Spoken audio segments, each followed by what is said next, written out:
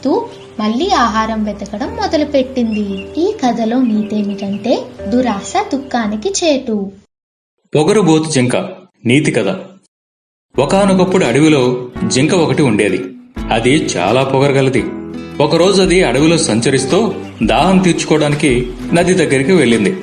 శుభ్రంగా ఉన్న నీటిలో దానికి తన ప్రతిబింబం స్పష్టంగా కనిపించింది. అది నీరు త్రాగడం మానేసి తన ప్రతిబింబాన్ని చూసుకుంటూ నిలబడిపోయింది. ఆహా, ఎంత అందంగా ఉన్నాను! పెద్ద పెద్ద కళ్ళు, తమలపాకుల్లాంటి చెవులు, వంపులు తిరిగిన కొమ్ములు, బంగారు చుక్కలతో మిలమిలా మెరిసే చర్మం. ఈ అడవిలో ఎంత అందం ఇంకెవరికైనా ఉంటుందా? ఇలా తన శరీరంలోని ఒక్కో భాగాన్ని అందంగా వర్ణించుకుంటూ తన్మయత్వంతో పొంగిపోయింది. ఇంతలో దాని దృష్టి కాళ్లపై పడింది. వెంటనే దాని ముఖం దిగులుగా మారిపోయింది. కాళ్ళు ఎలా ఉన్నాయేమిటి? సన్నగా పీలగా. వీటిని చూస్తుంటే నాకు చాలా సిగ్గుగా ఉంది. నా అందమైన శరీరానికి ఈ కాళ్ళు సరిపోవడం లేదు. ఇంత అందమైన శరీరాన్ని ఇచ్చిన దేవుడు ఎలాంటి కాళ్ళు ఎందుకు ఇచ్చాడు అని ఎంతో దిగులు పడింది. అప్పటి వరకు ఎంతో ఆనందంగా ఉన్న జింక మనసులో బాధ ప్రవేశించింది. ఈ చిన్న లోపం లేకుండా ఉంటే ఎంతో బాగుండును కదా అనిపించింది దానికి. ఇంతలో ఏదో ప్రమాదం రాబోతున్నట్లు దాని మనసు హెచ్చరించింది. చుట్టూ చూస్తే ఎవరో వేటగాడు రహస్యంగా చెట్టు చాటున ఉన్నట్లు పసిగట్టింది.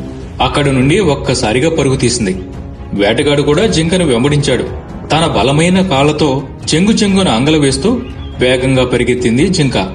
వేటగాడు వెంబడిస్తున్నా అలుపు లేకుండా సురక్షితమైన ప్రదేశం వచ్చే వరకు అలా పరిగెత్తుతూనే ఉంది.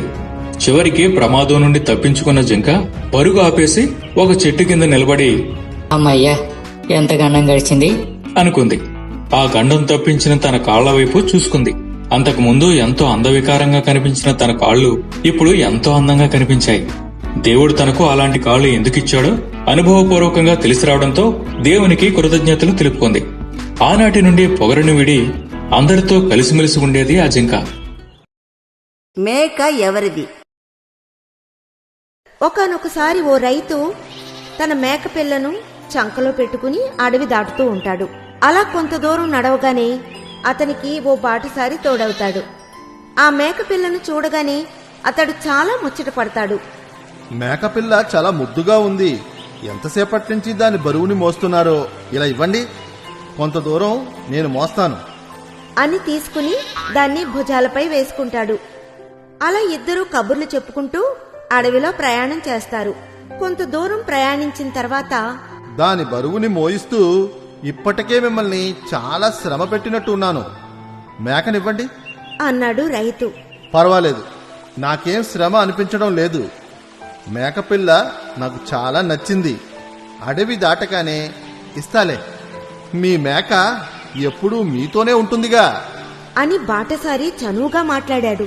అలా సరదాగా మాట్లాడుకుంటూ సాయంత్రానికి అడవి దాటారు. అయ్యా, ఇక నేను వెళ్లవలసింది వేరే దారిలో. అడగకుండానే నా బరువుని మోసి నాకు సహాయం చేశారు.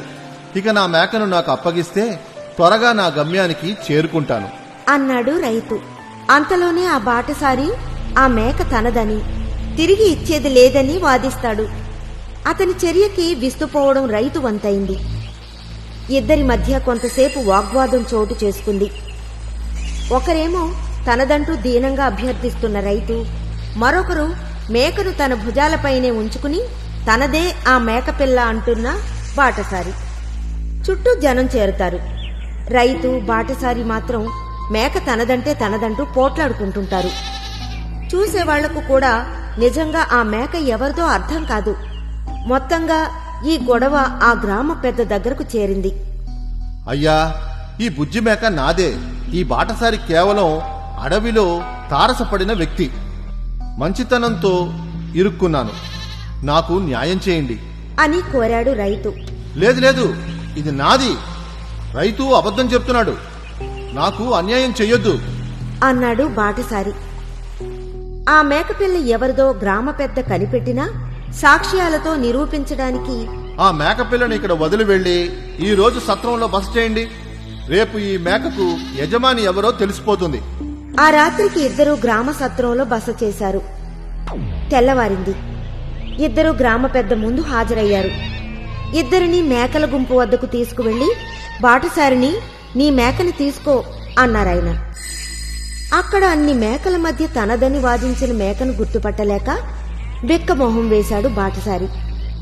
అదే రైతు మాత్రం వెంటనే తన మేకను గుర్తుపట్టాడు. బుజ్జి మేక కూడా యజమానిని చూసి సంతోషంగా అతని వద్దకు పరుగు తీసింది. వెంటనే బాటసారి అందరి ముందు చేసిన తప్పును ఒప్పుకుని క్షమించమని రైతు కాళ్ల మీద పడ్డాడు. అందుకే అంటారు, నిజం నిప్పులాంటిదని.